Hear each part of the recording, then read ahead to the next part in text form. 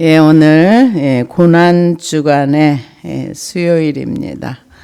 예수님께서 한 주간을 고난주간을 보내시고 이제 내일 저녁이면은 내일 낮에 세족식을 하시고 밤에 이제 감람산에 가서 기도하시고 밤에 잡히시고 그 다음 날 아침 9시에 십자가에 매 달리십니다. 그래서 오늘 이 요한복음 19장에 있는 말씀은 아마 빌라도가 이제 데려다가 이제 이 법정에서 정의와 불의가 싸우다가 불의가 이깁니다. 빌라도가 예수님이 죄가 없는 줄 알았어요. 그래서 내가 아무리 봐도 죄를 찾을 수 없다 그렇게 얘기를 해도 이 대제사장들과 군병들이 그 백성들이 십자가에 못 박게 해달라고 소리를 지르니까 밀란이 날까봐, 그러니까 폭동이 일어날까봐 두려워해서 정의를 버리고 불의를 선택하는 빌라도를 봅니다. 그런데 우리가 이 요한복음 19장을 보면은 이미 이제 그 채찍질하고 이제 예수님을 이제 십자가에 매 달리기 전에 이제 넘겨준다 이런 얘기를 해요. 그래서 그 19장 16절에 보니까 너희 왕을 15절에 보니까 그들이 소리 지르되 없이 하소서 없이 하소서 그를 십자가에 못 박게 하소서. 빌라도가 이르되 내가 너희 왕을 십자가에 못 박으랴. 대제사장들이 대답하되 가이사 외에는 우리에게 왕이 없나이다 하나. 이에 예수를 십자가에 못 박도록 그들에게 넘겨주니라. 그러니까 넘겨줬다는 것은 그 십자가에 못 박는 사람을 살인하는 팀에 넘겨줬다는 거죠.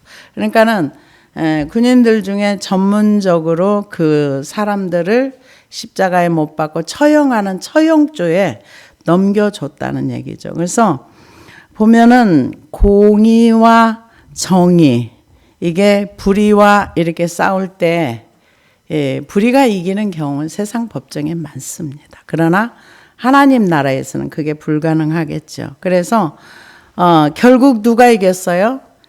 대제사장들이 이긴 거예요. 그리고 백성들이. 그러니까 우리가 지난주에는 종료주일이라 해서 호산나 다윗의 자손이여 하면서 이제 나귀를 타고 예수님이 예루살렘에 입성을 하실 때 사람들이 호산나 우리를 구원하소서.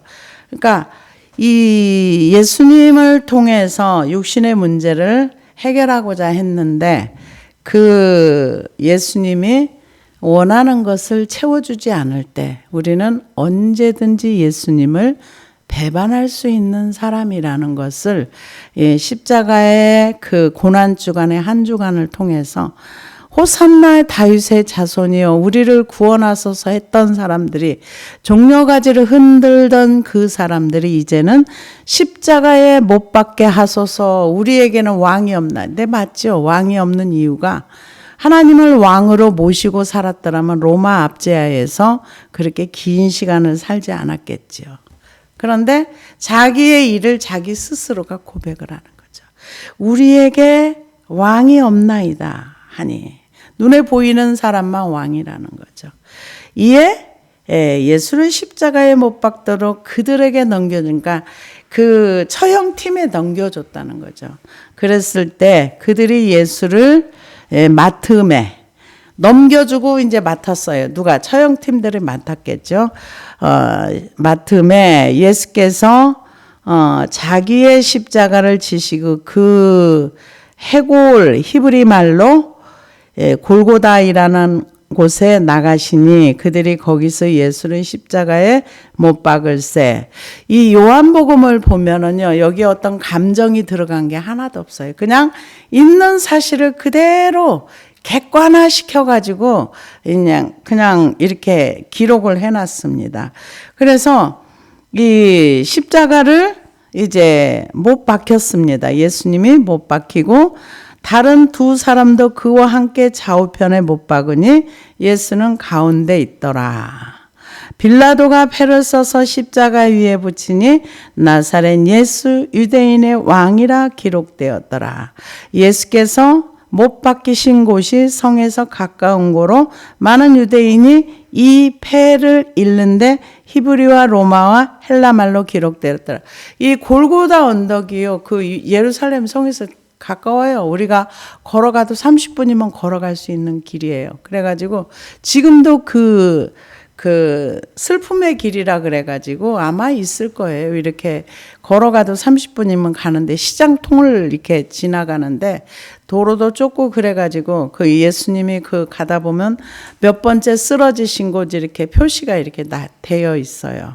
그래서 사람들이 이제 가까우니까 이제 와서 본 거죠. 그래서 기록을 했습니다. 유대인의 대제사장들이 빌라도에게 이르되 유대인의 왕이라 쓰지 말고 자칭 유대인의 왕이라 쓰라 하니 빌라도가 대답하되 내가 쓸 것을 썼다 하니라. 군인들이 예수를 십자가에 못 박고 그의 옷을 취하여 네 깃을 나눠 각각 한 깃씩 얻고 속옷도 취하니 이 속옷은 호지 아니한 위로부터 통으로 짠 것이라. 군인들이 서로 말하되 이것을 찢지 말고 누가 얻나 제비 뽑자 하니 성경에 그들이 내 옷을 나누고 내 옷을 제비 뽑나이다 한 것을 응하게 하려 함이니라. 군인들이 이런 일을 하고 이렇게 나와 있는데요. 로마의 그 병사들이 예수님을 처음에는 채찍질을 해서 많이 때렸습니다. 십자가에 못 박기 전에 예수님이 이미 몸이 피범벅이 됐어요. 왜냐하면 가죽 채찍으로 이렇게 긴 이렇게 저기를 가지고 이렇게 때리면은 세 가닥인가 이렇게 되는데 그 끝에 쇠붙이나 짐승의 뼈가 이렇게 있어서 사람을 이렇게 때리게 되면은 그게 몸을 감으면서 살을 뜯어내는, 그래서 온몸이 피투성이가 되기도 하고요. 십자가의 십자가 처형을 이제 받은 사람들은 제일 먼저 채찍질을 하는데 여기에서 채찍질을 맞다가 너무 심하게 해서 죽는 경우도 있답니다. 피도 많이 흘리고. 그래서 그렇게 했는데 예수님은 지금 여기 19장 17절에서는 안 나왔지만은 주먹으로 얼굴을 때리기도 하고 얼굴에 침을 뱉기도 하고 조롱하기도 하고 이렇게 말할 수 없는 이렇게 고통을 가했습니다. 그래서 채찍질을 맞고 이렇게 가다가 이제 자꾸 쓰러지니까 이제 구레네 시몬이 대신해서 십자가를 지고 간 것을 우리가 알고 있습니다. 그래서 십자가에 달려 돌아가신 장소 이름이 여기 골고다라고 나와 있는데 성경에 보면은 해골이라는 뜻을 가지고 있는데요.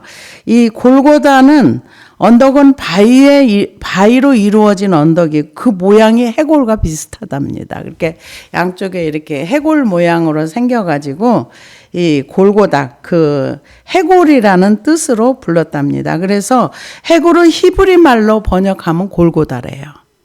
그런데 라틴어로 번역하면은 칼바리아.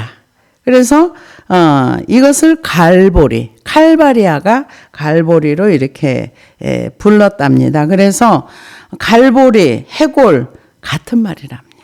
그래서 유대인들이 히브리어로 번역하면 골고다고 해골을 당시 로마 제국의 공용어인 라틴어로 번역하면 갈보리가 됩니다. 그래서 갈보리 산 위에 이 같은 뜻이라는 거죠. 그래서 로마 제국에서는 이 십자가의 처형을 로마에 반역한 사람들에게나 처형을 하고 로마 시민들에게는 절대로 안 했답니다. 그래서 죄수 중에도 아주 악질적인 죄수들, 그러니까 로마 제국의 반기를 들고 반역하는 사람들, 이런 사람들에게만 이제 십자가 처형을 했는데요. 이 십자가 처형을 하고 나면은 금방 죽지 않고 한 2, 3일 있다 죽는 경우도 있었대요. 2, 3일 있다 죽기도 하고, 그리고 이제 그 탈수 상태가 돼서 무지무지한 고통 가운데 있기도 하는데, 그러면은 새들이 와서 살아있는 그 사람을 이렇게 먹기도 하고. 그러니까 인간으로서 당할 수 있는 최악의 고통을 당하게 하는 게 십자가랍니다. 그래서 이 흉한 범죄자, 여기에서 그래서 두 강도가 함께 십자가에 못 박힌 것은 그들은 살인과 강도를 저질렀기 때문에 십자가 처형을 받은 거예요. 그래서 그 십자가 폐 위에다가 이제 예수님을 유대인의 왕이다 이렇게 쓰라고 쓰니까 이제 대제사장들이 와서 시비를 걸었어. 아니, 유대인이 왕이고 자칭 유대인의 왕이라고 해. 그러니까 내가 쓸 거 썼다. 그러고서 이제 빌라도가 딱 이제 접어버립니다. 그래서 여기에 보니까 이제 나중에 그 로마 군병들이 이제 십자가에 못 박고 그러고 옷을 나눕니다. 옷을 나누는데 이게 이미 시편 22편에 다윗의 시로 기록된 겁니다. 그래서 22편 12절에서 보니까 많은 황소가 나를 에워싸며 바산의 힘센 소들이 나를 둘러쌌으며 내게 그 입을 벌림이 찢으며 부르짖는 사자 같으니이다. 나는 물같이 쏟아졌으며 내 모든 뼈는 어그러졌으며 내 마음은 밀락 같아서 내 속에서 녹았으며 내 힘이 말라 질그릇 조각 같고 내 혀가 입천장에 붙었나이다. 주께서 또 나를 죽음의 진토 속에 두셨나이다. 개들이 나를 애워쌌으며 악한 무리가 나를 둘러 내 수족을 찔렀나이다. 내가 내 모든 뼈를 셀 수 있나이다. 그들이 나를 주목하여 보고 내 겉옷을 나누며 속옷을 제비 뽑나이다. 여호와여 멀리하지 마옵소서. 나의 힘이시여 나를 속히 도우소서. 이미 다윗을 통해서 힘센 소들이, 개들이 이렇게 예언이 되어진 거예요. 예언이 되어졌는데 이미 겉옷을 나누며 속옷을 제비 뽑나이다. 이 예수님이 오시기 한참 전에 있던 다윗이 이런, 그러니까 오실 메시아가 이런 고난을 당하고 이런 죽음을 당할 것이라는 것을 이미 하나님께서 예언하시고 이것이 그대로 성취되는 거예요. 그래서 성경을 보면은요, 정말 성경이 진리라는 거. 하나하나 예수님이 이 땅에 오셔서 행했던 모든 일들은 구약에 예언한 것을 그대로 성취한 거예요. 이 군인들이 속옷을 각자 나누고, 그리고 이 속옷을 제비 뽑는 거를 자기네들은 그냥 했을까? 우리가 사형 집행하고 나서 얻는 노획물이야. 이때는 가난해서 사형수 옷도 갖다가 이렇게 소득으로 가져갔답니다. 그런데 이미 이게 다윗을 통해서 예언한 거가 그대로 이루어졌다는 거죠. 그래서 그 말씀이 뭐라고 얘기합니까? 내 옷을 제비 뽑나이다 한 것을 응하게 하려 함이니라. 군인들은 이런 일을 하고 예수의 십자가 곁에는 그 어머니 이모와 글로바와의 아내 마리아와 막달라 마리아가 섰는지라. 예수께서 자기의 어머니를 사랑하시는 제자가 곁에 있는 것을 보시고 자기 어머니에게 말씀하시되 여자여 보소서 아들이니이다 하시고 또 그 제자에게 이르시되 보라 내 어머니라 하신데 그때부터 그 제자가 자기 집에 모시니라. 여기에 보면은 이제 그 십자가 상에서 이제 주님이 말씀하시는 거예요. 이제 뭐라고 얘기합니까? 그 보소서 아들이니다. 그리고 그 어머니를 누구한테 부탁하느냐? 지금 예수님이 십자가를 졌을 때 따라왔던 사람들이에요. 제자들. 이 남자 제자는 요한 딱 한 사람이고요. 그래서 요한복음을 기록한 사도 요한이고요. 나머지는 다 어머니, 이모, 마리아, 이런 여자 제자들. 이분들은 예수님의 11 제자들은 예수님을 따라다니면서 같이 사역을 했는데요. 이분들은 보면은 여기에 나와 있던 이분들은 자기 물질로 예수님을 따라다니면서 섬겼던 분들이에요. 가는 데마다 이름 없이 빚도 없이 자기 소유로 주님을 섬겼던 분들이에요. 근데 그때 당시에 여자의 그 위치, 지위, 요즘 인권과는 다릅니다. 왜냐하면은 오병이의 기적을 경험했을 때 그 얘기에도 여자와 아이들은 숫자에 넣지 않았어요. 그건 왜 그랬을까요? 이렇게 물어본다. 그때 문화가 그랬던 거예요. 그때 시대가 그랬던 거예요. 그럼에도 불구하고 예수님의 십자가를 끝까지 따라다녔던 사람들은 이분들이에요. 그리고 부활했을 때도 이분들이 제일 먼저 찾아갔어요. 하나님은 여자와 남자를 차별하지 아니하시고 하나님 앞에 마음을 들인 사람들은 항상 받아주는 거. 여기 지금 사도 요한이 여기에 따라왔는데 아들이니다. 그러면서 제자에게 이르시되 보라 내 어머니라신데 그 예수님의 친동생 야고보는 일찍 죽었어요. 순교당했어요. 나중에 예수님이 부활하시고 나서 만나 주셔가지고 형님이 그냥 형님이 아니라 하나님의 아들이었다. 야고보서를 쓴 이분은 일찍 돌아가셨어요. 그래서 이 사도 요한이 이 마리아를 모셨는데 AD 70년에 이 예루살렘이 무너집니다. 근데 무너지기 직전 AD 한 66년이나 67년도에 그 지금의 현재 터키 가면 예배소의 교회 흔적이 있습니다. 그 예배소에 사도 요한이 늦게까지 거기서 목회를 하셨는데 그 옆에 보면 마리아의 교회라 그래가지고 66년인가 67년도부터 그 디도 장군이 예루살렘을 완전히 무너뜨리기 전에 이미 이주를 해가지고 그곳에서 끝까지 살아 있었다. 그러니까 나중에 이제 하나님 부르실 때까지는 그 지역에 있어서 예루살렘에서 망하지 않았다. 이렇게 그쪽에 가서 나중에 그분이 돌아가실 때까지 사도 요한이 모셨답니다. 여기 나와 있잖아요. 그 제자에게 이르시되 보라 내 어머니라 하신대 그때로부터 그 제자가 자기 집에 모시니라. 왜 이랬을까요? 이런 이유는 뭐냐면은 이것도 말씀을 순종하는 것 중에 하나입니다. 예수님이 사역을 하실 때 사람들이 예수님 미쳤다고 잡으러 왔어요. 잡으러 오니까 예수님께서 뭐라 그러시냐.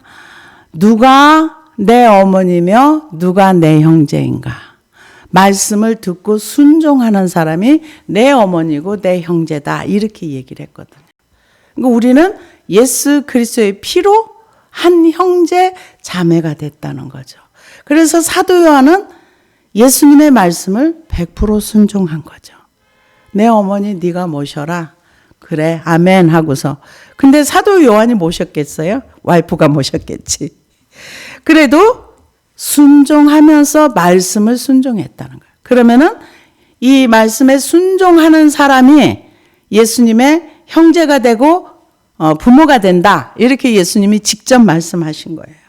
그래서 예수님께서 이제 그 아들이니다 하고서 그 후에 예수께서 모든 일이 이미 이루어진 줄 아시고 아시고 성경을 응하게 하려 하사 이르시되 내가 목마르다.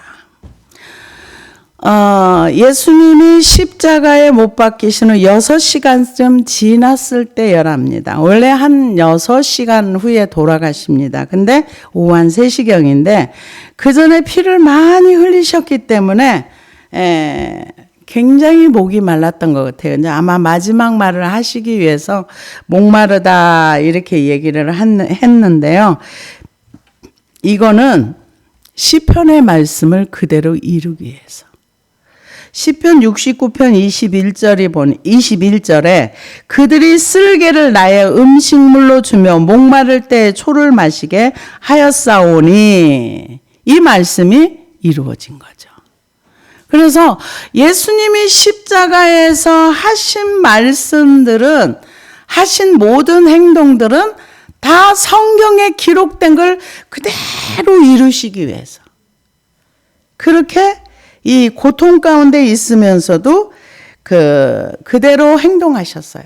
그래서 사도 요한은 뭐라 그랬느냐? 예수님을 가리켜서 말씀이라 그랬어요. 말씀이 육신이 되어 우리 가운데 거하심. 말씀이라는 거 언어거든요. 말이거든요. 그러니까 말로 예수님이 이 땅에 오셔서 하나님이 어떤 분인가를 드러내신 거예요. 하나님을 나타내신 분이 예수님이라는 거죠. 그래서 목마르다 이렇게 얘기했다는 것은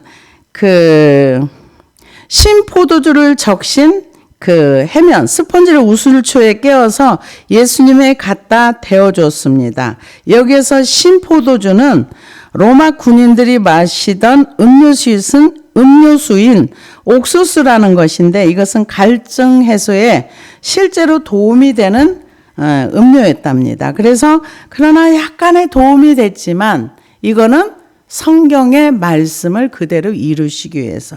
그러고 나서 뭐라고 얘기하셨는가 하면은, 거기 신포도주가 가득히 담긴 그릇이 있는지라 사람들이 신포도주를 적신 해면을 우슬주에 매어 예수의 입에 대니 예수께서 신포도주를 받으신 후, 이게 실제로 목이 너무 이게 타서 마지막 말씀을 하셔야 되는데 말이 안 나오니까 내가 목마르다 하시니까 그 시편의 말씀을 응하시고, 그러고 나서 뭐라고 얘기하십니까?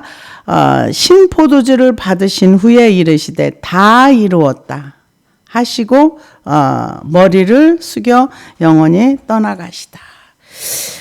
다 이루었다. 이 얘기는 헬라어 원어가 텔텔레스타일이라고 하는데요. 온전하게 하다. 그 뜻의 동사인 텔레오의 수동태 완료형입니다. 그래서 빚을 다 갚다. 사업적 용어이기도 합니다. 그래서 이 말은 완전하게 됐다. 완전히 이루어졌다. 빚을 완전히 갚았다. 이런 뜻이 있답니다. 그래서 예수님께서 이 땅에 오신 목적은 뭐냐면은 하나님의 뜻을 이루기 위해서 이 땅에 오셔서 그 인류를 구원하시는데 모든 지불해야 할 값을 다 지불했다는 거죠. 성경에 기록된 메시아가 이렇게 와서 이런 고통을 받고 이런 환경 가운데서 이렇게 살다가 스가랴 9장 9절에 있는 말씀처럼 나귀를 타고 입성하신 후에 이렇게 로마 군병들에게 겉옷이 나누어지고 이런 과정 중에 있은 다음에 이제 보라 세상죄를 지고 가는 하나님의 어린 양이로다. 이 인류의 모든 죄를 예수님께서 다 지불하신 거죠. 다 지불하신 거죠. 그래서 예수님이 가상칠언이라고 우리가 해년마다 듣는 얘기지만은 보면은 요한복음에 세 가지의 단어가 나오고 누가복음에 셋이 나오고 마가복음과 마태복음에 한 구절 나옵니다. 그래서 이 누가복음 23장 34절에 보니까 아버지 저들을 사하여 주옵소서. 자기들이 하는 것을 알지 못합니다. 실제로 맞습니다. 사람들은 자기가 무슨 짓을 하는지 몰라요. 그 다음에 23장 43절에 보니까 내가 진실로 내게 이르노니 오늘 내가 나와 함께 낙원에 있으리라. 그 다음에 오늘 요한복음 19장에 있는 말씀처럼 보소서 아들이니다. 보라 내 어머니다. 마지막 요한에게 말씀하셨고요. 그 다음에 똑같은 구절이 나와 있는데 엘리엘리 라마 사막단, 이건 마태복음 27장과 마가복음 15장에 똑같은 단어로 똑같이 나와 있습니다. 그 다음에 오늘 요한복음 19장 30절에 보면 다 이루었다. 누가복음 23장 46절에 보니까 아버지 내 영혼을 아버지 손에 부탁하나이다. 이렇게 말씀을 하셨습니다. 그래서 예수님께서 이 땅에 오신 일은 자기의 뜻을 이루기 위해서 오신 게 아니에요. 오직 아버지의 뜻을 위해서. 그래서 요한복음 4장 33절에 보니까 예수께서 이르시되 나의 양식은 나를 보내신 이의 뜻을 행하며 그의 일을 온전히 이루는 이것이니라. 우리는 세상에 살면서 내 뜻을 이루기 위해서 하나님을 이용해 먹으려고 그래요. 그런데 예수님은 제가 이 말씀을 이렇게 준비를 하면서 자기를 부인하면은 이건 가능하겠구나. 예수님은 이 땅에 오셔서 단 한 번도 자기의 뜻을 이루려고 한 것이 아니라 아버지께서 말씀하시니까 나도 이렇게 해. 아버지께서 일하시니까 나도 일해. 나는 아버지의 뜻을 이루기 위해서 이 땅에 왔어. 이런 말씀을 하셨거든요. 그래서 요한복음 6장 38절에도 보니까 내가 하늘에서 내려온 것은 내 뜻을 행하려 함이 아니요 나를 보내신 이의 뜻을 행하려 함이니라. 내 아버지의 뜻은 아들을 보고 믿는 자마다 영생을 얻는 이것이니 마지막 날에 내가 이를 다시 살리리라 하시니라. 그러니까 아버지의 뜻을 이루는 것이 무엇인가? 생명을 살리는 일이에요. 그러면 하나님께서 우리에게 주신 뜻은 무엇이겠어요? 내가 생명을 얻고 다른 사람을 생명이 흘러가게 해서 살리는 것이 아버지의 뜻입니다. 근데 내 힘으로는 안 돼요. 성령님이 도와주셔야 돼요. 그래서 다 이루었다는 그 뜻 속에는 아버지의 뜻과 명령이 성취되었다. 하나님의 정하신 뜻이 1.1핵도 떨어지지 않냐고 다 이루어졌다. 이런 말씀이라고 봐야 되겠죠. 그래서 이 예수님께서 항상 그 겟세마네 동산에서도 내 뜻대로 마옵시고 아버지의 뜻대로 되기를 원하나이다. 우리는 맨날 내 뜻을 이루기 위해서. 근데 저도 가만히 이렇게 기도를 하면서 자신을 돌아보니까 내 뜻이라는 건 하늘의 뜻을 둔 내 뜻이 아니고 내가 이 땅에서 최소한의 어떤 것을 누리고 싶은 내 뜻이더라고요. 욕심이 많다면 잘 먹고 잘 살고 높아지는 거겠죠. 욕심이 없다면 보통 사람의 삶을 살기를 원하는 게 내 뜻이 되겠죠. 우리의 뜻은 이 땅에 딱 고정돼 있어요. 근데 하나님의 뜻은 한 영혼이라도, 왜? 예수님께서 너무 엄청난 값을 지불해 주셨기 때문에 우리가 한 영혼이라도 구원시켜서 천국에 가는 것이 아버지의 뜻입니다. 그래서 다 이루었다는 것은 영원한 의를 이 세상에 가지고 오심으로 인해서 우리가 예수를 믿음으로 우리가 의롭다함을 받은 거죠. 우리가 예수를 믿음으로 의롭다함을 받을 수 있는 그런 은혜가 이루어졌습니다. 그러고 나서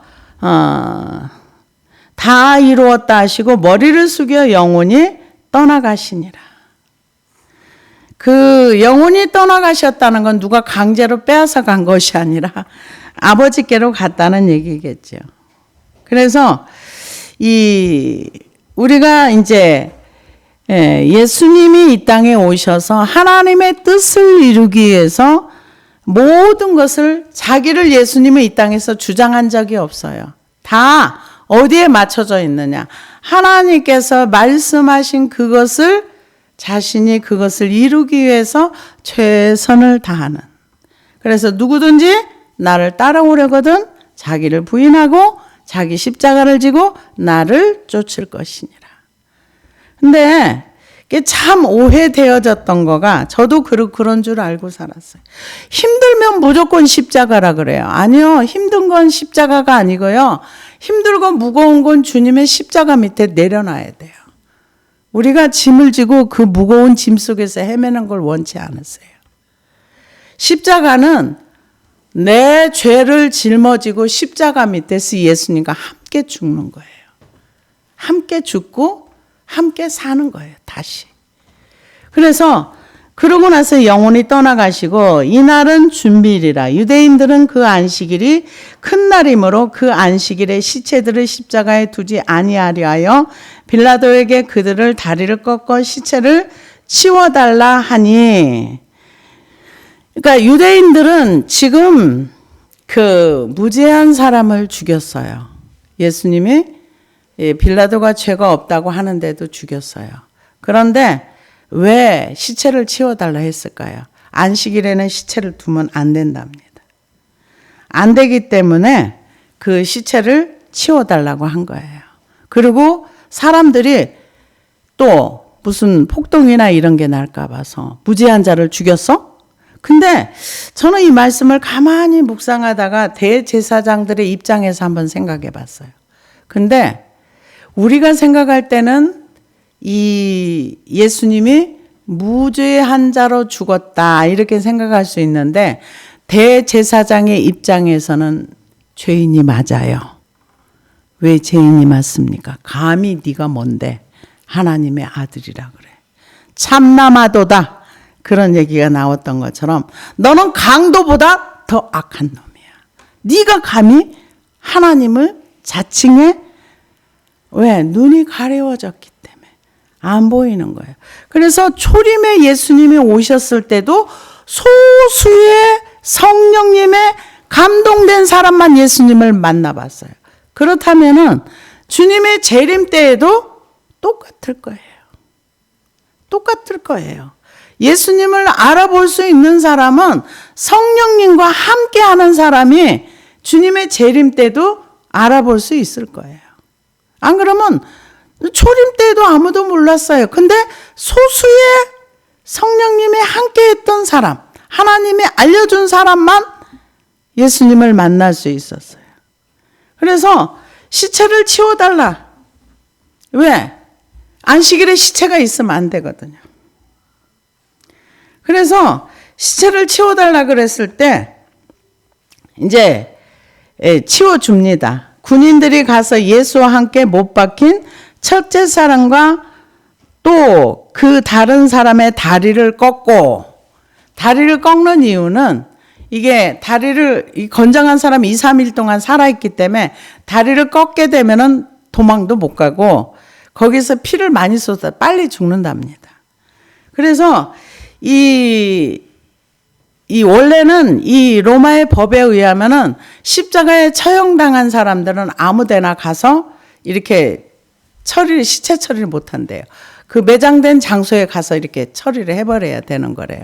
근데 여기에서는 지금 뭐라고 얘기합니까? 다리를 꺾었어요. 그리고 예수께 이르러서는 이미 죽으신 것을 보고 다리를 꺾지 아니하고 그중 한 군인이 창으로 옆구리를 찌르니 곧 피와 물이 나오더라. 이게 피와 물이 나온다는 게 대단한 거예요. 뭐냐면은 이 다리가 꺾이지 않는다는 거는 이미 성경에서 예언이 되어 있어요. 신명기에도 예언이 되어 있고요. 그 예언이 되어 있어요. 그래서 그 민수기에서도 민수기 9장 12절에 보니까 너희는 그 뼈를 하나도 꺾지 말라 그렇게 말씀하고 있습니다. 그래서 고린도전서 5장 7절에도 우리의 유월절 양 곧 그리스도께서 희생이 되셨느니라. 그리고 요한복음 1장 29절에도 보면은 보라 세상죄를 지고 가는 하나님의 어린 양이로다. 이렇게 얘기했던 것을 볼 수가 있습니다. 그래서 이 유대인들은 이 다리를 이거 이미 구약에 예언된 어린 양이기 때문에 다리를 꺾을 필요가 없는 거죠. 그래서 창으로 찔렀는데 물과 피가 나왔다는 것은 피는 죄사함을 얘기하고요. 물은 깨끗하게 씻겨지는 걸 얘기합니다. 그래서 예수님이 다른 두 사람은 다리를 꺾어서 이렇게 시체를 나중에 치웠겠죠. 근데 예수님은 이미 6시간 만에 돌아가셨어요.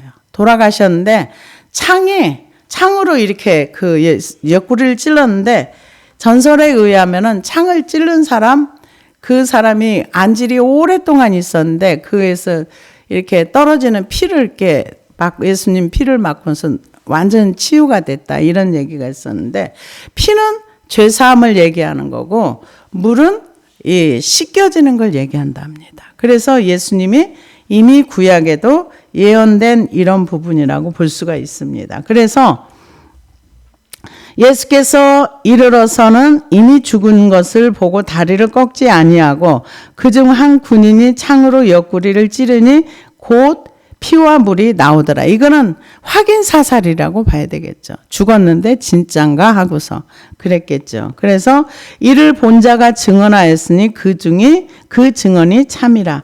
그가 자기의 말하는 것이 참인 줄 알고 너희로 믿게 하려 함이니라.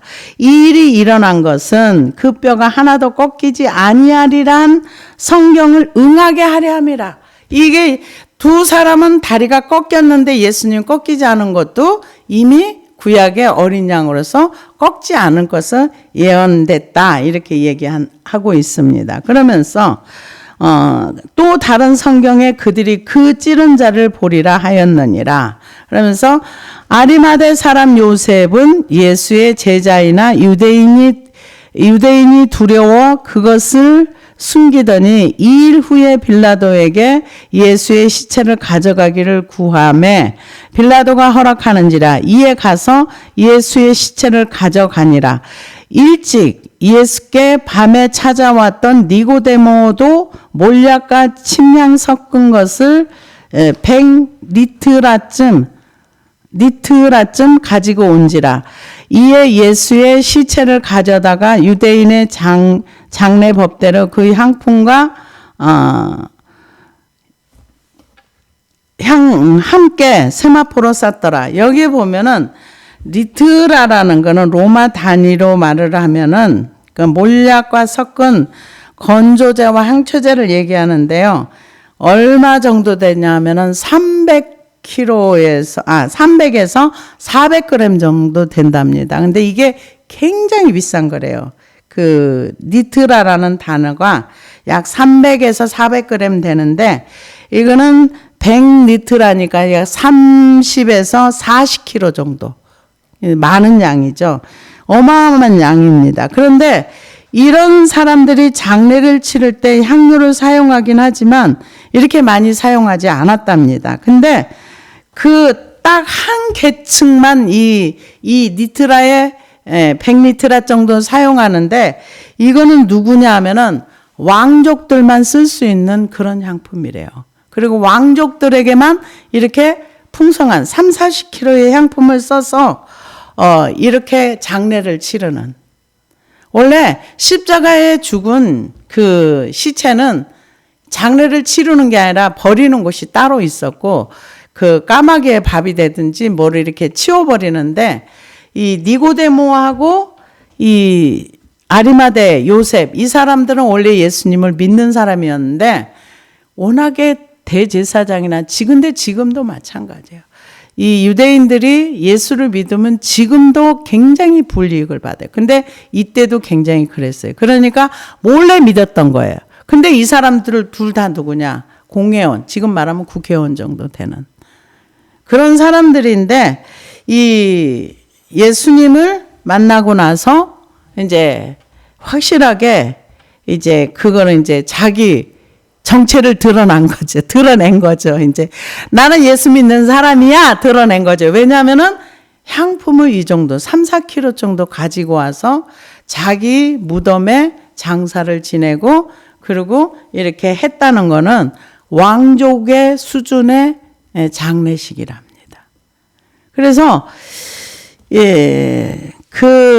이의 시체를 가져다가 유대인의 장례 법대로 그 향품과 함께 세마포로 쌌더라. 예수께서 십자가에 못 박히신 곳에 동산이 있고 동산 안에 아직 사람을 장사한 일이 없는 새 무덤이 있는지라. 이날은 유대인의 준비일이요 또 무덤이 가까운 고로 예수를 거기 두니라.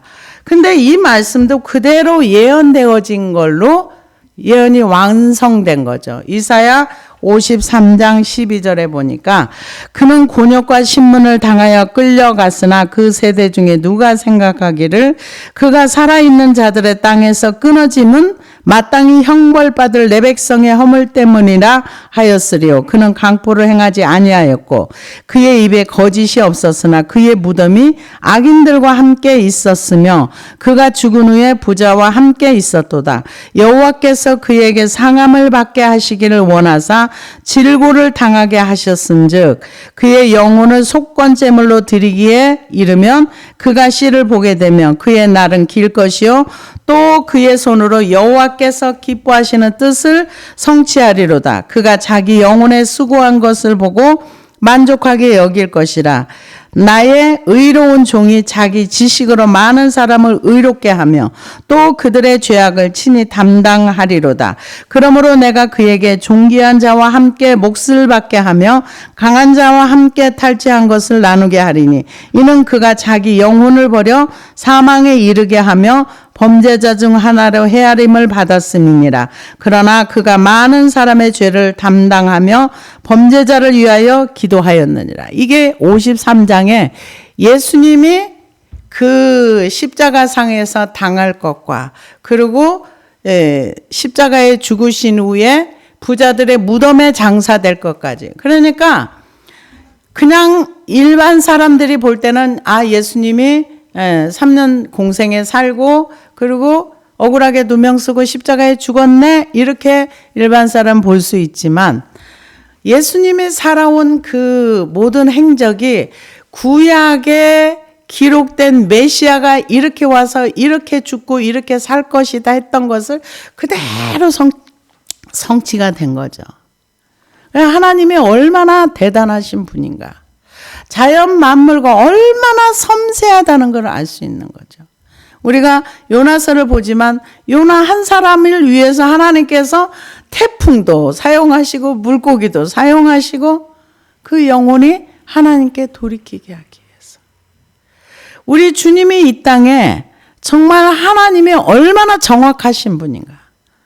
기록된 말씀, 예언자들, 선지자들, 하나님의 영을 받은 사람들의 그 속에 말씀을 주셨던 것들이 하나하나 다 성취되는 아주 하나님의 전능하심이 예수님의 십자가의 죽으심으로 다 이루어졌다고 볼 수 있는 거죠.